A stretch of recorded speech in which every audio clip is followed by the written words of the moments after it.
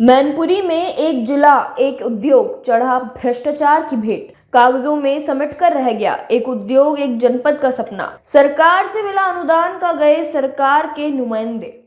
रंगे हाथ रिश्वत लेते बाबू को किया था गिरफ्तार। जांचों उपरांत क्या होगी उपयुक्त उद्योग की गिरफ्तारी। पीड़ित ने 28 लाख रुपए लेने का लगाया आरोप। एंटी करप्शन जांच में जुटा। एक तरफ जहां प्रदेश सरकार बेरोजगारों को स्वरोजगार देने के उद्देश्य से प्रदेश में एक जनपद एक उद्योग के तहत करोड़ रुपए खर्च कर कौशल विकास के माध्यम से नए मानक स्थापित करने का सपना देख रही है, तो वहीं जिला उद्योग केंद्र की खाऊ कमाऊ नीति के चलते प्रदेश सरकार का सपना मैनपुरी में सफेद हाथी साबित हो रहा है, जहां बिना सुविधा शुल्क के सरकार की तरफ से आने वाली धनराशि लाभार्थी को मुहैया नहीं हो पा रही है, जिसके चलते मैनपुरी में नौजवान प्रशिक्षण नहीं ले पा रहे हैं। जी हम बात कर रहे हैं एक जिला एक उद्योग के तहत हस्तकला तरकाशी की।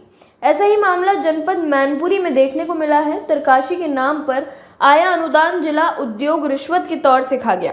अगर मैनपुरी जनपद की बात करें तो यहाँ एक जनपद एक उद्योग के नाम पर जिले का तारकाशी योजना में चयन हुआ था। ये काम संतोषी मां तरकाशी हैंडीक्राफ्ट एसोसिएशन को सौंपा गया था। सरकार ने तरकाशी के माध्यम से जिले में लोगों को स्वरोजगार स्थापित करने के लिए प्रशिक्षित करने के लिए संतोषी मां तरकाशी हैंडीक्राफ्ट एसोसिएशन को 90 लाख रुपए अनुदान के रूप में दिए थे। संस्था को अनुदान की धनराशि जैसे ही मिलनी शुरू हुई, वैसे ही उद्योग विभाग में तैनात अधिकारी और कर्मचारी संस्था के निदेशक प्रवीण कुमार शाकय पर दबाव बनाकर उससे रिश्वत के रूप में धन उगाही करने लगे। धीरे धीरे लगभग 28 लाख रुपया रिश्वत के रूप में उद्योग विभाग ये कहते हुए कि आपको फ्री में ही अनुदान मिल रहा है। प्रवीण कुमार ने आरोप लगाते हुए कहा, मेरे खाते में आने वाले खाते से उद्योग केंद्र के उपयुक्त उद्योग जोड़ दिया ताकि संस्था कमेटी धनराशि ना निकल सके, जिसमें उद्योग केंद्र की साजिश रही। उसके खाते में पड़ी कुछ धनराज को निकालने के लिए जब बाबू से कहा तो उसने 50,000 की मांग की। परेशान होकर संस्था के निदेशक ने एंटी करप्शन की टीम का सहारा लेते हुए मामले की जानकारी दी। योजना बनाते हुए टीम ने लगे हाथों उद्योग विभाग के बाबू धीरेन्द्र यादव को गिरफ्तार किया और जेल भेज दिया।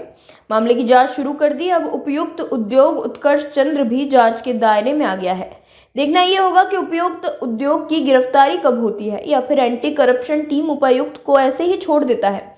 संतोषी मां तरकाशी हैंडीक्राफ्ट संगठन के डायरेक्टर प्रवीण कुमार क्या आरोप लगाया, तो वहीं जिला उद्योग केंद्र के उपयुक्त उद्योग बात करने की कोशिश की तो कुछ भी बोलने से इनकार कर दिया।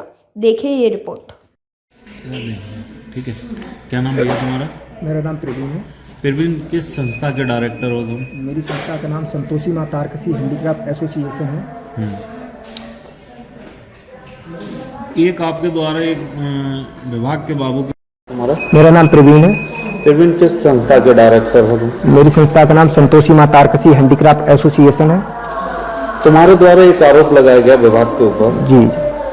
जिस विभाग से आपको अनुदान दिया गया था जी, उस विभाग के अधिकारी और बाबुओं ने मिलकर तुमसे मोटी रिश्वत वसूली। क्या पूरा मामला है? सर, मामला ये कि हमारे जो संस्था था इसका ODAP के अंतर्गत 2019 में हुआ था, सिलेक्शन हुआ था। उसके थ्रू हमें 90 लाख रुपए गवर्नमेंट के थ्रू अनुदान मिला था, जिसमें 10% हमने दिया था, तो पूरा प्रोजेक्ट हमारा 1 करोड़ का था। तो हमारी संस्था में 23 मेंबर हैं, तो 23 मेंबर मिलके इस संस्था को चलाते। तो संस्था में क्या हुआ सर, ये जैसे ही पैसा आना स्टार्ट हुआ तो ये बाबू हमसे उसके बदले में पैसा मांगना स्टार्ट कर दिया कि संस्था का काम आपके कागज आगे पटल पे तभी बढ़ाएंगे जब आप पैसे दोगे हमें। तो कोई किसी भी काम के लिए हम जाते तो ये हमसे पैसे वसूलते थे। धीरेन्द्र बाबू, उत्कर्ष जी और विभाग के जो लोग थे। उत्कर्ष जी कौन है? उत्कर्ष DIC के चेयरमैन है, प्रबंधक हैं अभी DIC के।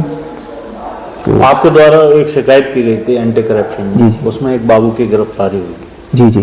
क्या नाम है उनका? कौन? सर, उनका नाम धीरेन्द्र है। सर, वो शिकायत इसलिए की गई थी कि हमारी अभी संस्था के अकाउंट में 4.5 लाख रुपए पड़े हुए हैं। तो उस 4.5 लाख निकालने के बदले में ये हमसे 2 लाख रुपए मांग रहे थे। कह रहे थे कि आधा आधा करना है उसमें से, कि आप 2 लाख रुपए दो आके पहले, उसके बाद ही हम साइन करेंगे, उसके बाद ही पैसे निकालेंगे। सर, हमने 2 लाख नहीं कर पाए इकट्ठे। हमने एंटी करप्शन को बताया, जब इनको पैसे नहीं दे पाए तो ये लेटरबाजी भी जारी करने लगे कि आपके खिलाफ एक्शन लेंगे, कार्रवाई करेंगे, आप संस्था में कोई काम नहीं करते हो। अब सर काम तो हम तब करेंगे जब हमारे पास पैसा होगा, रॉ मटेरियल होगी, हमारे संस्था का जो पैसा अटका हुआ वो आप हमें दो, हमें बिजली का कनेक्शन दो। बिजली का कनेक्शन नहीं दिया, बगैर बिजली से कैसे मशीनें चलेंगी, कैसे काम होगा सर? अगर बात करें यहाँ पर जो मशीनें लगी हुई हैं जी। तो ये किसके द्वारा आई हैं, कैसे आएंगी और किस तरीके से आपसे साइन वगैरह करवाए, कैसे आपने पेमेंट किया उसका? ये डीआईसी के थ्रू ये मशीनें आई, उन्होंने ही टेंडर, धीरेन्द्र बाबू ने ही टेंडर निकाला और अपने आदमी को सिलेक्ट किया उसमें।